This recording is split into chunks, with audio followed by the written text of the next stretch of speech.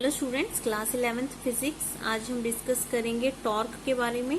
Torque को हम moment of force भी बोलते हैं या फिर टर्निंग इफेक्ट ऑफ फोर्स की भी बात कर सकते हैं। ठीक है, तो इसको हम इन तीनों में से कुछ भी नाम से बुला सकते हैं। तो टॉर्क को हम कैसे डिफाइन करेंगे? टॉर्क एक्चुअल में क्या होता है?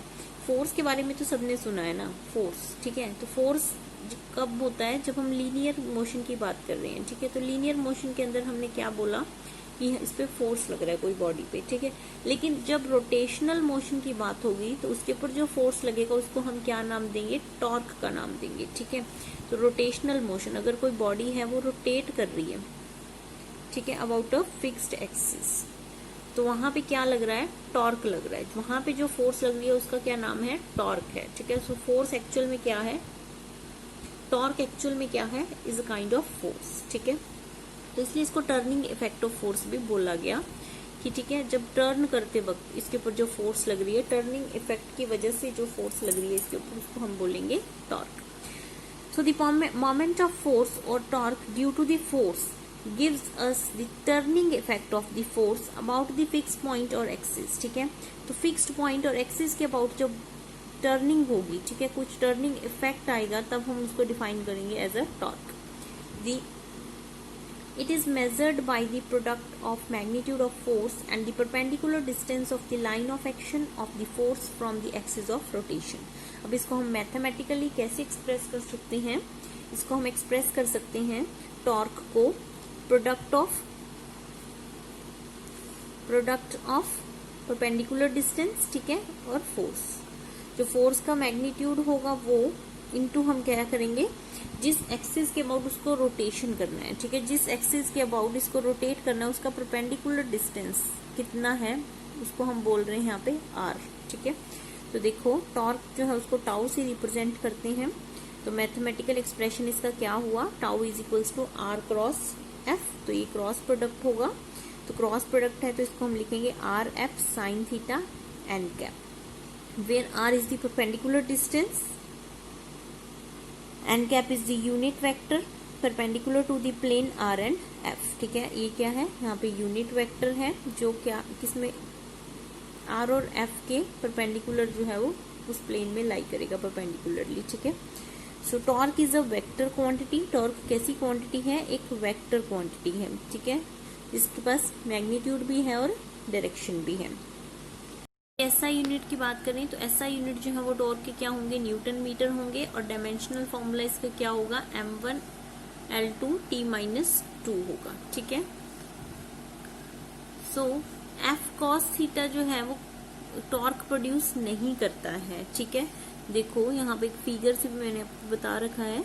यहाँ पे हमने एक ऑब्जेक्ट लिया, ठीक है, ये रेंच की फॉर्म में शो हो रहा है, जो क्या करेगा? पेज कसने के लिए काम आता है। ठीक है, नट वगैरह अगर आपको टाइट करना है तो उसमें रोटेशनल मोशन होगा ना। ठीक है, तो ये कितना एंगल फॉर्म कर रहा है? इसके साथ थीटा एंगल फॉर्म कर रहा है। तो हमने जब इसको फोर्स को ब्रेक किया कंपोनेंट्स में, एफ साइन थीटा और एफ कॉस थीटा, तो आप इसको किस तरह से घुमाएंगे? इस तरह से ही तो मोशन करेंगे ना, इस तरह से घुमाएंगे। ठीक है, जब रोटेशनल मोशन करेंगे, इसको टाइट करने की कोशिश करेंगे, तो ये वाला कंपोनेंट इसके अंदर हेल्प नहीं कर रहा है। ठीक है, तो ये पैरेलल कंपोनेंट है इसके, जो इसका परपेंडिकुलर कंपोनेंट है वो ही इसकी क्या करेगा? हेल्प करेगा इन rotation. So amount of turning किसके ऊपर डिपेंड करती है? फोर्स के ऊपर, परपेंडिकुलर डिस्टेंस के ऊपर और एफ साइन थीटा के ऊपर। ठीक है, तो किस किस फैक्टर पे डिपेंड करेगी? फोर्स पे, परपेंडिकुलर डिस्टेंस पे और एफ साइन थीटा के ऊपर। अब फोर्स इंक्रीज करेगा तो टॉर्क की वैल्यू भी क्या करेगी? इंक्रीज करेगी। अगर परपेंडिकुलर डिस्टेंस इंक्रीज करेगा तो भी टॉर्क की वैल्यू क्या करेगी? इंक्रीज करेगी। और अगर एफ साइन थीटा इंक्रीज होगा तो भी टॉर्क की वैल्यू क्या होगी? इंक्रीज होगी। ठीक है, नेक्स्ट देखो rectangular components of torque. Rectangular component की अगर हम बात करें, इसको किस तरह से हम किस फॉर्म में लिख सकते हैं? तो आर जो है वो क्या होगा? पोजीशन वेक्टर की फॉर्म में लिखेंगे इसको, एक्स आई कैप प्लस वाई जे कैप प्लस जेड के कैप। ठीक है, फोर्स एफ को हम लिखेंगे एफ एक्स आई कैप प्लस एफ वाई जे कैप प्लस एफ जेड के कैप। हमने 3 एक्सिस लिए, एक्स वाई और जेड। ठीक है, उसके अलॉन्ग हमें अलग अलग फोर्सेस को क्या करना है? डिफाइन करना है। और टॉर्क जो है वो किसके इक्वल हो गया? आर क्रॉस एफ के इक्वल हो गया। ठीक है,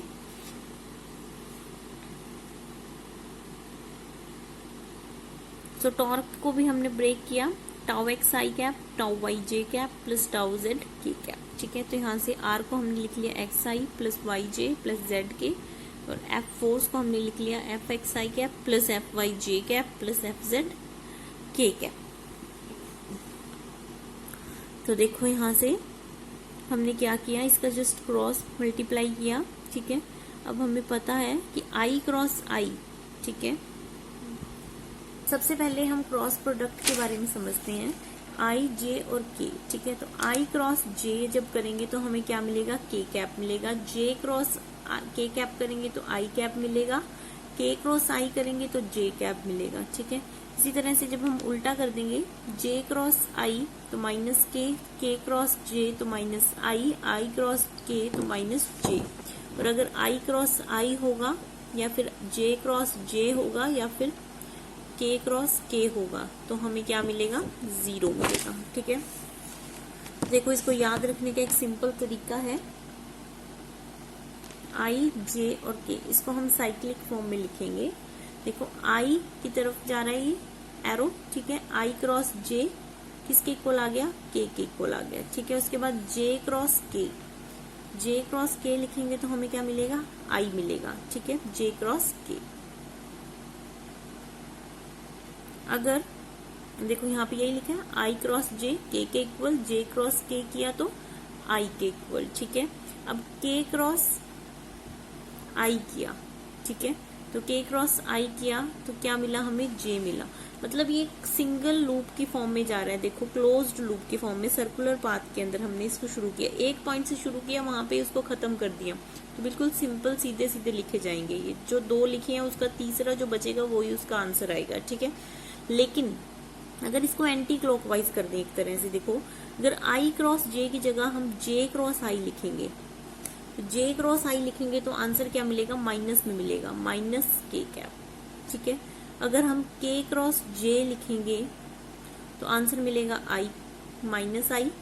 अगर हम आई क्रॉस के लिखेंगे तो आंसर मिलेगा माइनस जे कैप। ठीक है, तो आपको समझ में आया।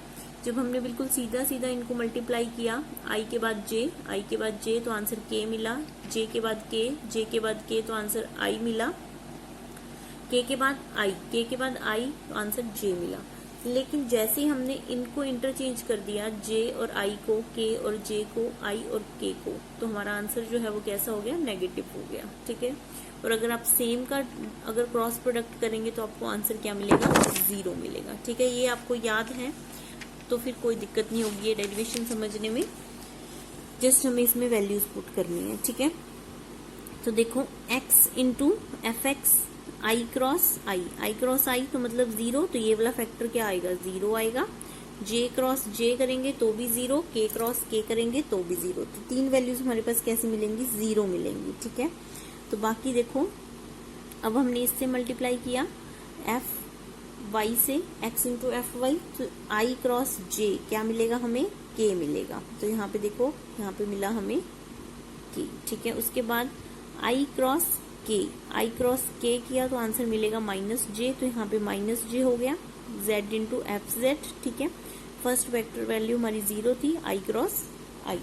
उसके बाद देखो फिर से जे क्रॉस जे, इसकी वैल्यू भी हमें क्या मिली, 0 मिली, और जे क्रॉस आई इसकी वैल्यू हमें क्या मिली, माइनस के मिली। ठीक है, क्योंकि हमने y वाली टर्म शुरू कर दी ना, y को इससे मल्टीप्लाई किया, फिर इससे किया, फिर इससे किया, तीनों से अलग अलग करेंगे। ठीक है, जैसे हम ब्रैकेट ओपन करते हैं तो उस तरह से इसकी वैल्यू 0 आ गई। थर्ड जो है वो क्या है, जे क्रॉस के, तो आई मिला हमें।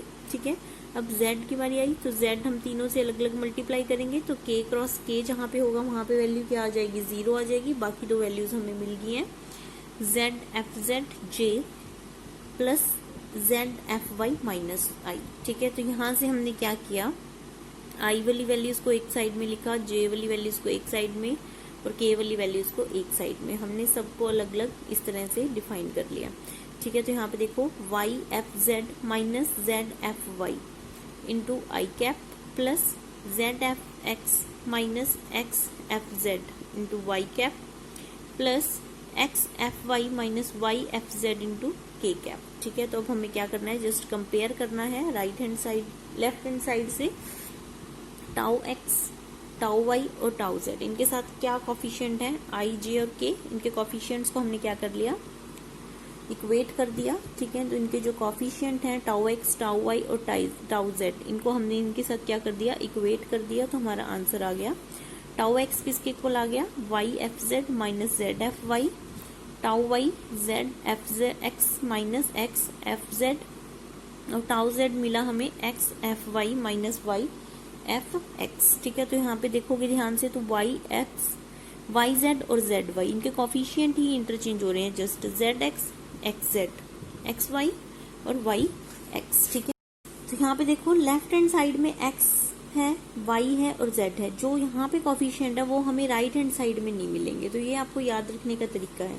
x है तो यहाँ पे yz है, y है तो यहाँ पे zx है, z है तो यहाँ पे xy है। ठीक है, फिर उनको इंटरचेंज कर देंगे, तो ये आपका आ गया रिक्वायर्ड रिजल्ट। हम इसको रेक्टेंगुलर कंपोनेंट्स के फॉर्म में इस तरह से लिख सकते हैं टॉर्क को। ठीक है, 3 कंपोनेंट्स में हमने इसको लिख लिया x, y और z।